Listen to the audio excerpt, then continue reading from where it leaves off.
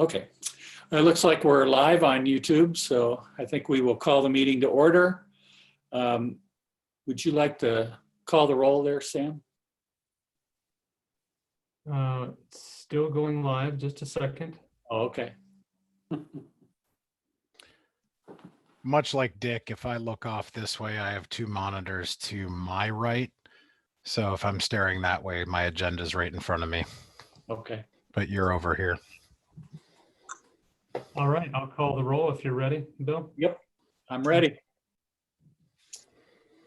And I'll start with Mr. Keebler, Here. Ms. Rosenberg, Here. Mr. Daniels, Here.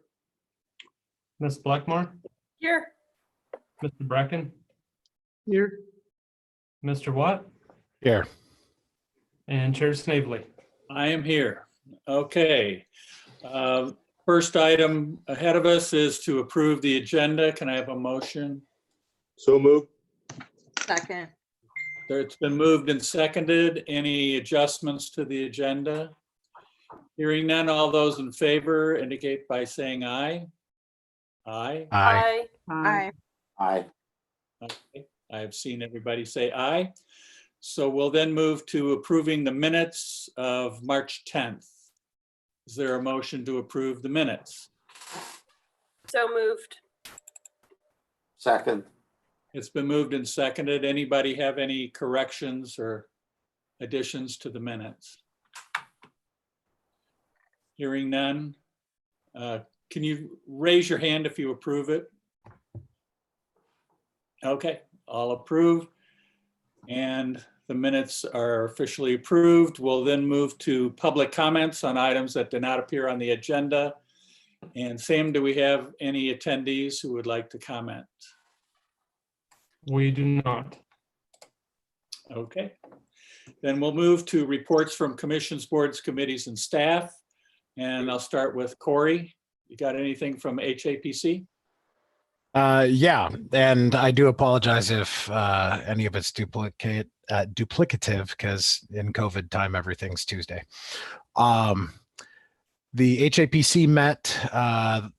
We've actually met, Sam, correct me, at least once, possibly twice during this.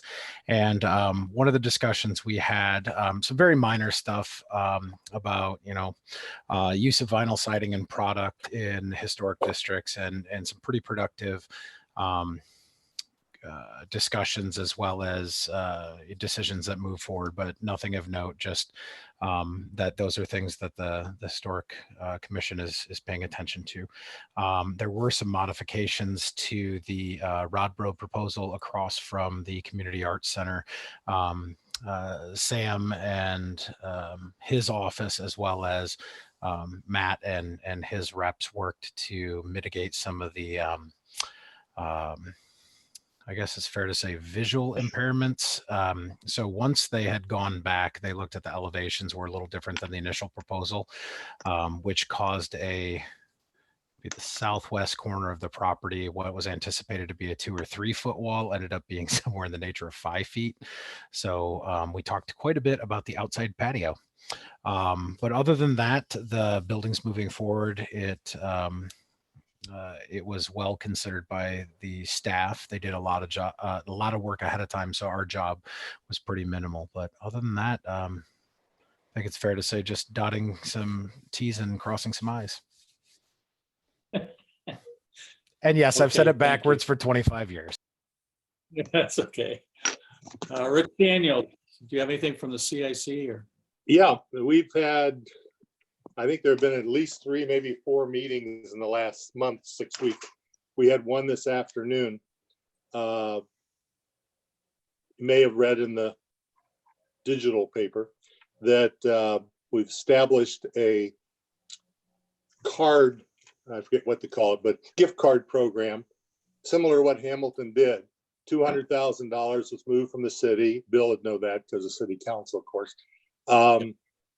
And that was opened up to the community with certain criteria. The main thing being owners live within the 45056 zip code, the businesses operate here, that kind of thing. And don't hold me to the exact numbers because they shift all the time, but about 60 businesses applied and each received about $2,000 or is receiving if they haven't gotten it yet. Then there was a second round of applications, about a dozen more with more extensive criteria and different numbers because of the whole business of communicating and that sort of thing. The deadline for submission for that second level has been extended until a week from Friday. And then we will meet again 2 weeks from today to approve whatever comes along from that extended amount. About 60,000 was left as of today. So that'll be honed down to maybe 20 or 30. The idea is to keep a little bit in the fund for some that come dribbling in later that may have major need. And then secondly is the revision in the revolving loan fund, which again, city council knows about, members know about that, but it allows loaning money at interest-free rate. I think the interest-free goes till January of 2021. To businesses, a simplified application process, about I think in $5,000 amounts. And I think we've had 4 submitted applications that have been approved. We approved them at the board meeting today to go ahead with those 4. There's a 5th one needing more detail. And again, that's going to get another round of communications by email, by direct letter and other things. So more of the businesses who haven't been paying attention or haven't been able to pay attention see it and maybe take advantage of it. We set aside, I think, Sam may know better than I if he saw the minutes, or Bill from city council, I think 200,000 of the 200 or 550,000 that's in the revolving loan fund was set aside for these small loans in the interim. It'll go from now till the fall. That's been our major thing. And then it ties into the gifts tie into gift cards, which are going to be in $10 increments. Every business will have cards equal to the amount of money they receive. Those cards will then be sold on a website, which is it Delta Sigma, whatever that business fraternity is. Delta Sigma Pi. Yeah, those guys.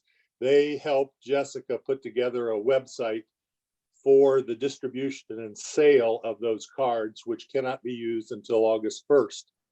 The idea being that people in the community buy them, then use them to go back to the business. And the idea of the $10 amounts instead of bigger was people will probably spend more than that. And that'll be an additional kick to the local business in terms of income, assuming, of course, we keep working our way out of this in August, September, October. Maybe more than you wanted to know. Okay. Thank you very much. Let's move to Jason. You have Environmental Commission. So we haven't met for some time now, though I would like to do a shout out to the successful passing of the tree ordinance through City Council. So we're very glad to hear that, but there's not much new on the board there for the Environmental Commission. Shauna? Got anything, Shauna? Not much to report from housing either. Just we had a meeting since COVID all started. We're gonna move forward with going to City Council on the 19th, right, Sam? Oh, anyway, I'm pretty sure on the 19th that Sherry Lind, the chair of HAC, will be presenting changes that we'd like to make as far as the commission so that we can have more members and so more expertise on the commission. Otherwise, we're just kind of working on our goals and trying to keep in mind how housing situation might change in ways that we just don't know. Okay, thank you. Carla, do you have anything? Parking, transportation, or? Yeah, we had a meeting yesterday, and the two major updates. One is that I think the city is very strategically positioning itself to be ready to dig in case funding should suddenly come down for the Amtrak stations. So they're moving forward with some of the planning process for that to be strategically positioned in case there is some kind of stimulus for that type of federal project. So that was good to hear. It sounds like while the city is moving forward, and it sounds like BCRTA will continue to move forward, some of the other partners in the location where the platform is proposed are less certain about their financial future. And so there will be some, it seems like the city will be taking some of the lead in the planning of the platform specifically, which it sounds like the city would have been the lead on anyway. So that's, I think, exciting to hear and very strategic from the city's perspective. The second item is that this is a newly formed commission that's trying to, or board, that is trying to kind of figure out the most constructive way to be involved with transportation projects. And I think we're going to get a little preview of how this will look, because Chestnut is being repaved this summer. And there is some question about how the striping for Chestnut can be done to meet the rule of the complete streets ordinance. And I think there's some challenges related to that. Just it's a high-speed corridor. There's not a lot of width.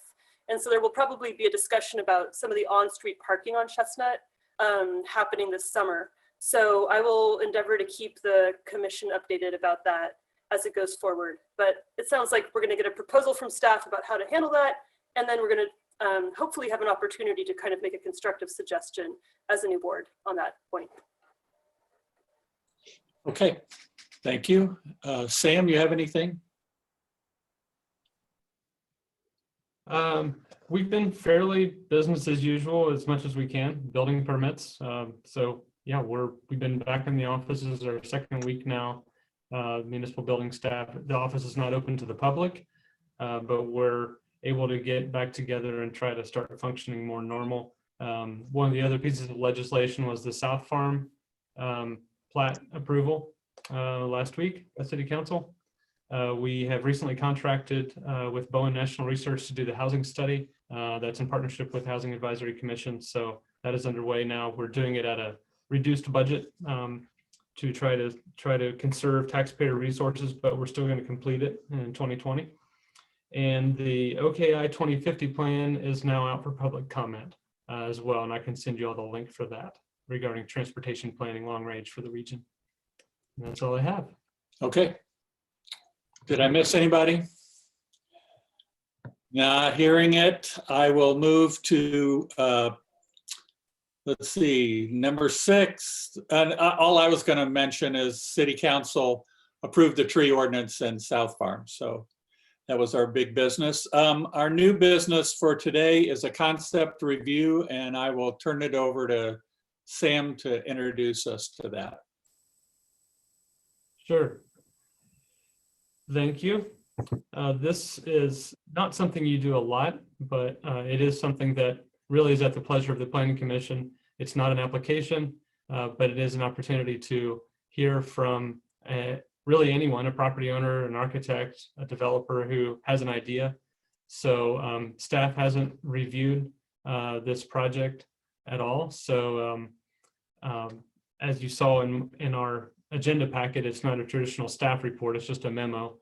So the last one you did that you heard was also from Scott Webb, which was the boutique hotel, Airbnb.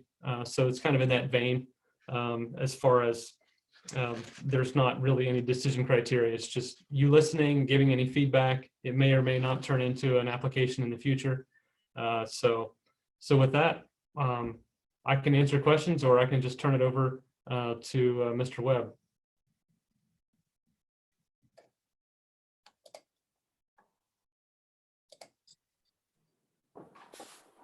We had previously approved a plan to have a car dealer and car maintenance facility there on the corner. Is that still valid, or has that been withdrawn? It's still approved and valid.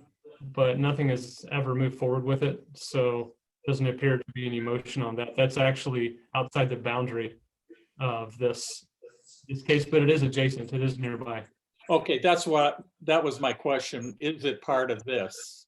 But you're saying it's adjacent to it, not part of it. Correct. That's my understanding. Yeah. All right, thank you. Mhm. And Scott, whenever you're ready, I can put your drawing on the screen, or if you want to talk first, it's up to you. Okay, well, I'll just start with a little introduction. I believe some of you were on Planning Commission or connected when we began this project a few years ago with the what's now known as the Mayday Gun Range. As you can see from our application, that turned out to be one building on 11 acres of OI site. It was land that was owned by the Days, and it was through a suggestion of staff and Sam that we could take that through as a conditional use without changing the zoning. So the zoning in the property out there remains as OI. In fact, if you had a minute to read some of our supporting documentation, it actually represents a pretty significant proportion of all the OI land that is in the city right now, if we look back at the comp plan and everything else. The problem with the property is that it's a panhandle lot with a long access drive. So the idea of perhaps splitting off lots and selling them individually, I don't know what just happened. Am I still on? Oh, there we go. So you can see from the boundary of the property, it enters off of Ringwood Road with a long drive, and the first building that you come to is what is now the existing gun range. The concept here today is to try to figure out how to better develop the rest of this OI parcel out there. After a couple of meetings with staff, it was determined that even though the gun range was approved as a conditional use, it might be possible to incorporate that into a larger plan development, which is the concept that we're presenting here this evening. The plan development gives us the opportunity to not be so concerned with lot frontages, with access points, as far as creating new panhandle lots. The cumbersome process of creating shared access easements and things like that could all be sort of set aside by coming to Planning Commission and wrapping this entire thing up into a overall plan development in the OI district. So to begin with, we'll start looking at the property. The first idea is to simply draw a new property line around what we're now calling parcel number 2, the gun range. As it is right now, the gun range has been fairly successful, and he's a little bit short on parking currently. So we thought this might be an opportunity to create some additional parking and some shared parking for the entire development while we're at it.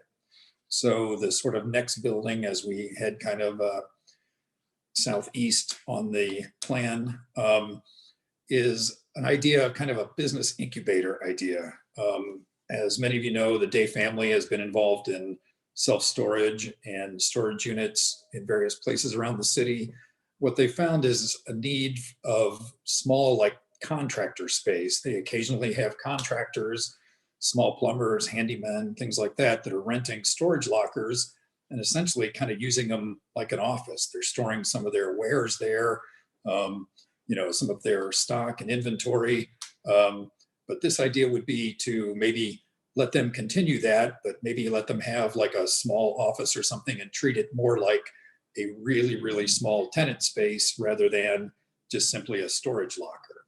And so the idea for the sort of second building, if you will, the dashed one that we're calling the business incubator, would be something like that, where we could have some kind of perimeter parking. One of the models that we looked at had sort of garage doors on the backside for these contractors or small businesses to use as loading or storage, and then maybe even have like a public door on the front side or the northwest side as we're looking at it, kind of facing the parking. Obviously, this is a concept review, so we don't have all of our drives and parking accounted for. And obviously we only have a couple buildings that we're ready to talk about, but the idea here is to sort of incorporate it all. Sort of next down the path was an idea that the Days are interested in doing. As many of you know, the Oxford Storage Solutions has been very successful and has been sold out pretty much since they opened with climate-controlled indoor storage. As I said, the Day family has been involved in self-storage for a long time and feels like there's an opportunity there for them to perhaps expand that use and do some indoor climate-controlled storage, and then have some more typical storage units kind of on the perimeter. The idea being sort of burying all that back into the deepest part of the site, so it would be protected and not really visible to anyone. Keep in mind that this site is bordered by the railroad to the southwest, so there's really no residential or anyone in particular around it. We have Schneider Electric kind of as we move down toward the southeast. So this is kind of a natural location for an OI development. Sort of from a design standpoint, the idea is to, since we only have the one access point currently on Ringwood Road, would be to create sort of internal loop road, so to speak, and then be able to kind of in a radial pattern sort of create some other development lots kind of around this and give them the opportunity to create an overall plan development, hopefully create some jobs and some new businesses and some new opportunity in our OI district. So that's sort of the big picture. We're here tonight to sort of talk about it in its concept form. We have lots of engineering considerations to take into account. There's been some preliminary work done for stormwater, sort of in anticipation of future development on the site. So that's kind of what's tucked up behind that, what was the potential car dealership lot. Staff had suggested that if we were to do this, perhaps we could incorporate that car dealership lot and maybe give them an access point off of our kind of shared driveway as it comes in there now. So we'd have maybe one less curb cut on Ring Road. The property is back for sale again. My clients who were behind the car dealership ended up taking over Austin's floor store in McGonigal, I'm sure you've seen. And so, they were able to, at a much lower kind of cost of entry, get out of the uptown and get into a place where they could store some cars and maybe do some work on them and not have to pay the full ride to develop a bare site. So they've moved on. So the property is back for sale again. And we'd certainly be amenable to reaching out and seeing if we can incorporate that lot into this development as well. So overall, plan developments, this is a bit unusual for me. I've done lots of residential plan developments and some mixed use plan developments. This is the first sort of full kind of industrial park kind of an idea here. So some of the things that questions that we had to do with open space requirements. Planning Commission in the past has been interested in active open space. We don't really see a lot of need for active open space in this particular location, being more of an industrial development. So the perimeter setbacks for planned development, as you all know, are 25 foot. The OI is 50. So, it doesn't really affect us in that way. Primarily the question would just be the open space requirements, lot coverage, and I guess maybe a little advice from planning and also staff, how we might sort of phase this. The lot sizes and the building sizes that we kind of dropped on there are truly just illustrations. We don't have clients. We may be fortunate and have one tenant buy a couple lots for a bigger building or smaller lots for numerous buildings. But we just kind of wanted to present this as a concept, as a way to sort of maximize the development potential of what, as I said before, kind of represents a pretty large portion of the OI land that's currently in the city. Okay, thanks, Scott. Appreciate it very much. we'll have questions and comments from members, and if you'll just kind of raise your hand so I can call on you. Great. Go ahead, Corey. You know I've got a question. This is kind of for Scott and Sam. I'm not as familiar with OI. I think most of the PUDs and things that I've been privy to are residential or mixed use. So as I look at this, are there any requirements or controls, thinking of traffic, fire, things of that nature, for access or to driveways? And then I guess kind of related to that, where Scott, where you have future parcel 6, there's just a little bit that touches College Corner Pike. Is the potential, or is there a thought that that may ever be an access to College Corner Pike? So kind of, again, I'm unfamiliar with this zone compared to other ones. So if either of you. Before you answer, I was going to raise the same issue. Go ahead, Dick. Have some real concerns about how much activity there is in there, where you have to go up Ringwood Road, down a private drive, big circle.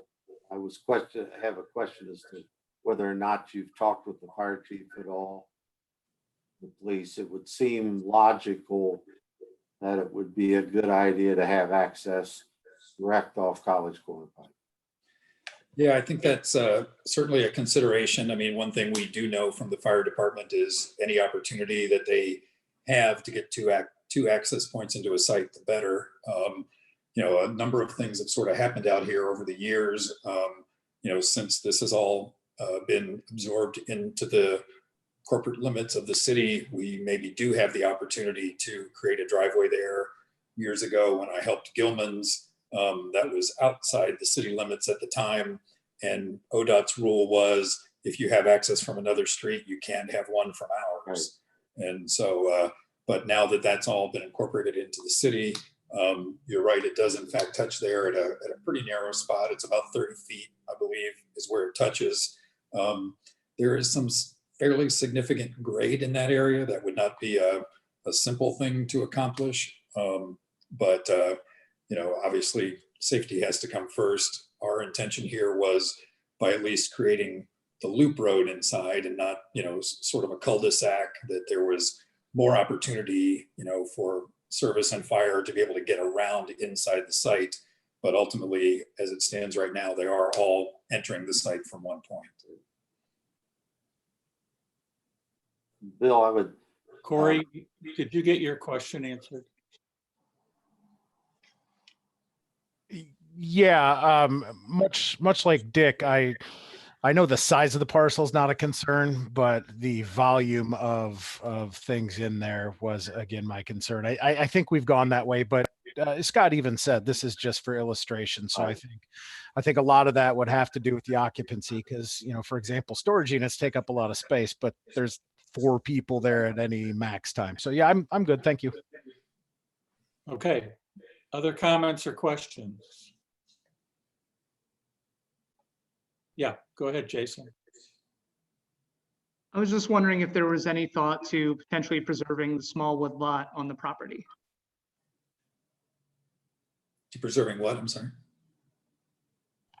There's, I believe it's parcel 3. There seems to be a wood lot, at least from some aerial maps I was looking at. Wood, you mean like wooded? Area. A wooded area. Wooded area. Oh, okay.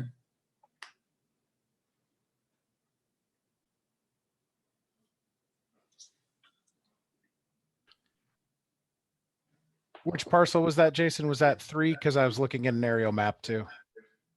Yeah, I believe it's 3. I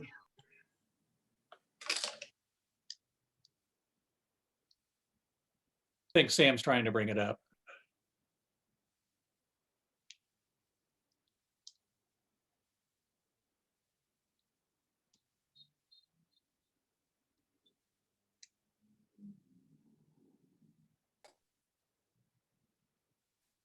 Can you see Okay. the They seem to be Google? right in the way. We're looking at that stand of woods right there next to the, Listen here. right there. Yeah. Yeah, Well, my honestly, question was going to be whether you've thought about how you would do meet the requirements of the tree ordinance. So we can kind of combine those. At quick glance, it does look like the majority, the thick part of that, Jason, would be mostly contained in proposed parcel 8. yeah, we sort of left that open space beyond the parking in that area. You know, that sort of leads to my my previous question about, you know, your feelings about open space. I mean, that may be an opportunity to, you know, use that as, we'll call it passive open space perhaps. And, you know, maybe we can save that stand of trees. I believe there's, what you're seeing in that aerial map is, I think there's a small swale that goes through there. I'm not sure what the state of the trees are, as far as if there's any specimen trees or if it's just scrub in a ditch. I'm not really sure. But, you know, obviously with the tree ordinance, given the size of the property, that'll have to be taken into account.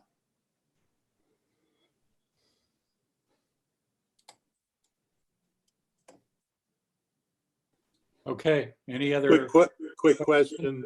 Rich Daniels? He moved it. Where that green blob is there next to the church? The green marker?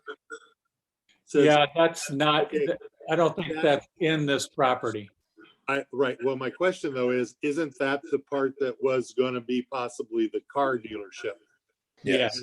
And if it was, incorporating that into the total property would really be to me, an advantage, because then you could bring something in with the highlight of the central part if you do save some trees and work your way all the way around it. It's the more space would just give a little more flexibility to what you could develop there.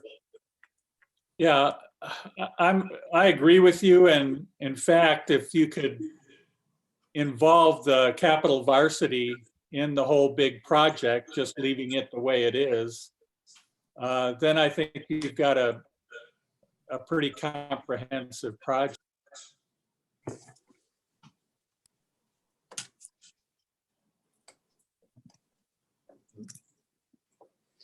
Yeah, I mean, that's, you know, why we feel like this is, you know, one of the considerations that we'll hopefully address when we come back with a preliminary, is that, you know, is this an appropriate place for this plan development? I think that seems pretty obvious. Like you said, with Capital Varsity, the concrete plant, Schneider Electric, everything around there, it seems like sort of an obvious place. Back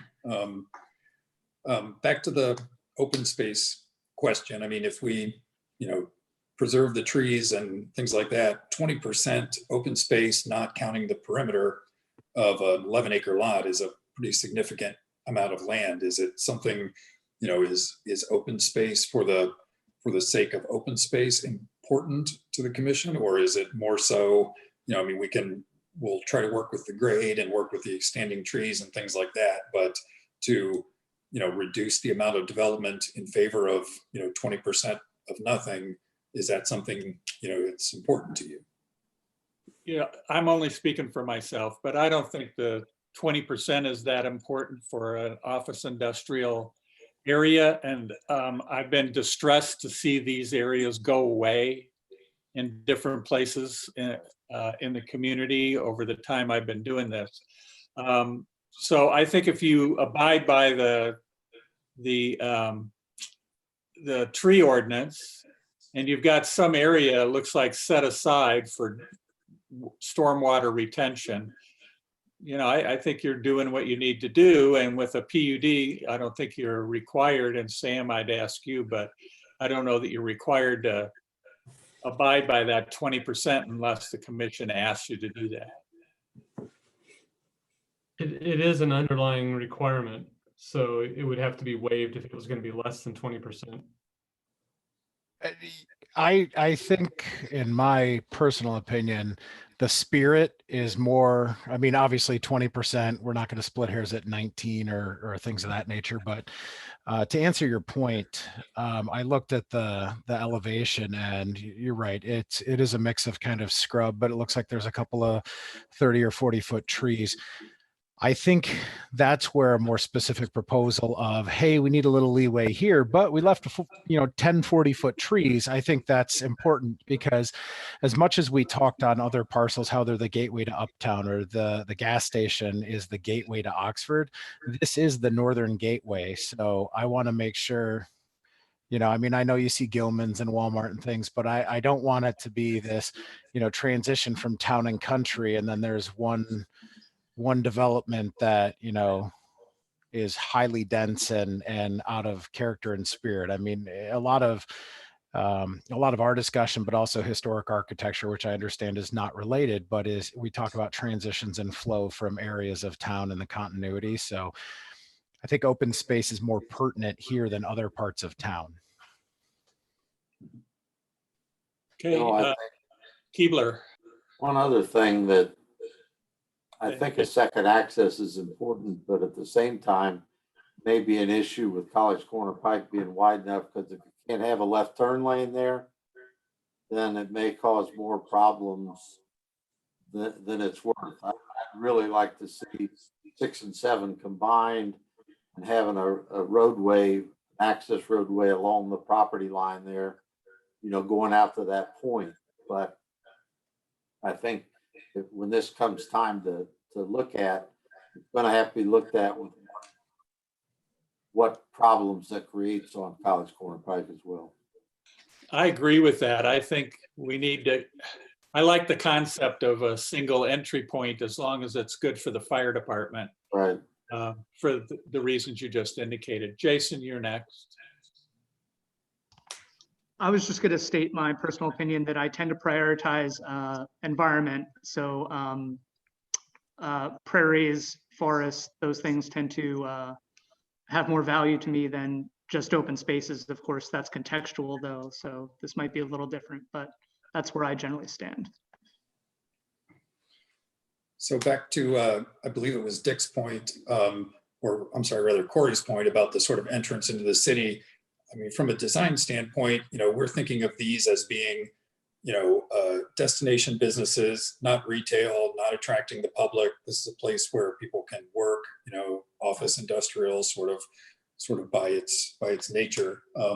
So by design, the thought was to sort of internally focus the thing rather than, have buildings facing the street and with the large perimeter setback requirement, we'd have an opportunity to create some screening and things like that along that. Whereas if we're going to put an entrance there, it's likely going to become the main entrance, being that it's off of US 27. And so that would certainly change the complexion of the development, I think. Yeah, I think that's why I'd rather see the entrance be off Ringwood Road. My only reference to access on College Corner Pike was for safety. Because there is, looking at Google Maps, there is the width for a left turn lane, but that would complicate things with Todd Road. I want to make sure that we don't create. So close, yeah. Yeah, when you say panhandle, I get nervous because I start thinking of, to your point, 30, 40 people in there, plus the people at the gun range and, one road in and out. So my whole concern is safety. Well, keep in mind scale a little bit here. I mean, this is not a 1-lane road. If those of you that haven't been out there, I mean, this is, wide enough for passing and everything, so it's, we can certainly accommodate fire truck radiuses and things like that as we get along. So. Okay, other comments or questions for Scott? Yeah, I just wanted to comment that I'm really supportive of this kind of development in that area. Definitely would love to see the opportunity for more jobs. And I think that particular area is perfect for this kind of development. And to the point of it being like a gateway into town, I mean, Gilman's is what is really front and center there as you're coming into town. And I know where the gun range is, I know this property, and it's even with that little corner that hits up against 27. I think when you're talking about a full development, it's not going to seem out of place there. Okay, anybody else? One other question. Over there to the north of the church, is that church property? Is that separate, Sam? Do you know?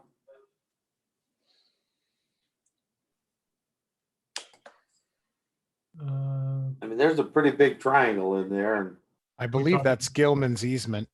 no, is I'm here. talking about that area. Oh, next to the church. Sorry. Next to the church. Is that church property? Yeah, the church property actually goes all the way down to this billboard. Like this. Okay. Yeah, I'm Is pretty there a sure. possibility that that could ever be part of a lot split? I'm just wondering, whether access to the back of that property is something that should be considered a little bit, and as this property is developed. Well, part of the problem here is connectivity being appropriate, because if you've got Todd Road coming in there, and then you've got like 4 or 5 car lengths, and then another entrance, and then another entrance down at Ringwood. I think that's a traffic problem waiting to happen. If there was a I do way too, to. and that's the Todd reason Road, I'm I think it wondering would work. about whether, with this plan and that loop road, whether there could ever be some consideration to a spur that could connect to the back of that to make sure that doesn't happen, Bill. I understand what you're saying, Dick. You're saying if parcel 7 could provide interior access so that if that triangle was ever parsed off, we Which don't would- have to have College Corner Pike access. You wouldn't have to have College Corner Pike or Ringwood Road access is all I was thinking is It's an anti-congestion question. It's a good question. Exactly. I'm sorry, but I'm losing your point. I'm looking at the plan and I see. I got you, Dick. I just don't get it. Okay, Bill, you've got basically a pretty good sized triangle north of the church. Okay? Where you've got the existing church, there's a pretty good sized triangle in there. And access to that triangle would be difficult under any of the current circumstances. Right. And so what I'm wondering is whether or not there could be an easement or something within this site. So like that between common parcel retention 7 and area. the retention area. That could serve as a spur to serve that lot. So you didn't have to worry about access off College Corner Pike or Ringwood Road. Okay, I misunderstood you. So you're looking at like maybe something between parcel 7 and the common retention area. Exactly, an easement through An there, if nothing else, that So would I think- provide an access drive to that lot. Scott? Yeah, I think the church might be hesitant to do that. I mean, we've all seen churches as they grow, they start with a little building like this, and then at some point they put a big L-shaped new sanctuary on there and turn this part into the classroom wing or something. What about the fact that the church's parking lot pretty much dead ends right at the property line? What if we could just simply create some sort of an emergency, access point that a fire truck, if the entry drive was blocked by something, perhaps they could just drive through the church's parking lot and join Would be a right good up. idea. I mean, if it's really only emergency access, I mean, we don't want to ask the church to, allow this to become a traffic Right. way. Right. But I would just be afraid if we tried to ask them for an easement up against their building, it's going to make sure they can never really use the rest of their land.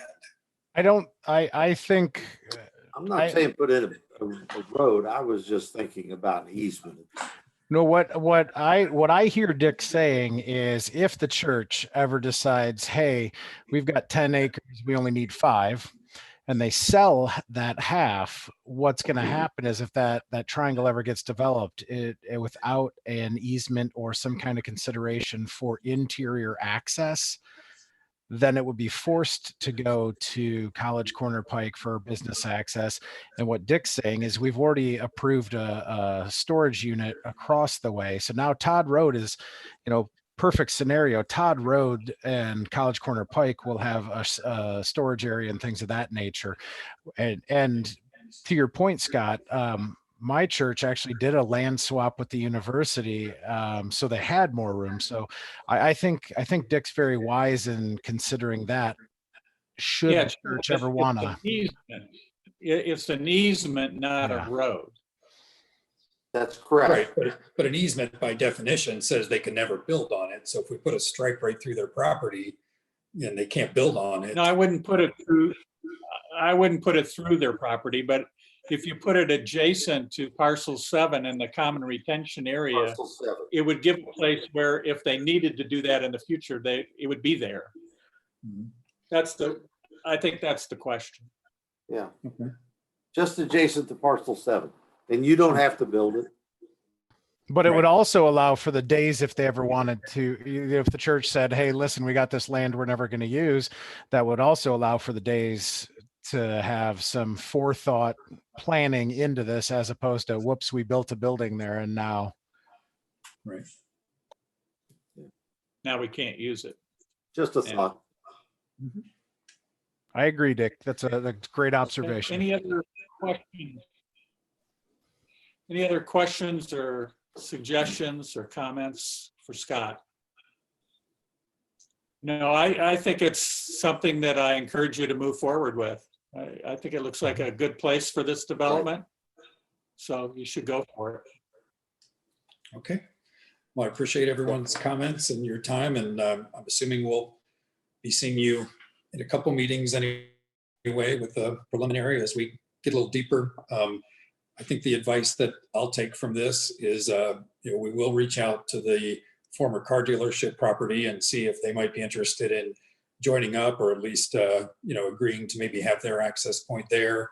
And we can reach out to the church and see what their appetite is for allowing some kind of an easement or something through there as well. And as long as we're planning and conceptualizing this entire area, we might as well get all the neighbors involved and try to do it as best we can. So.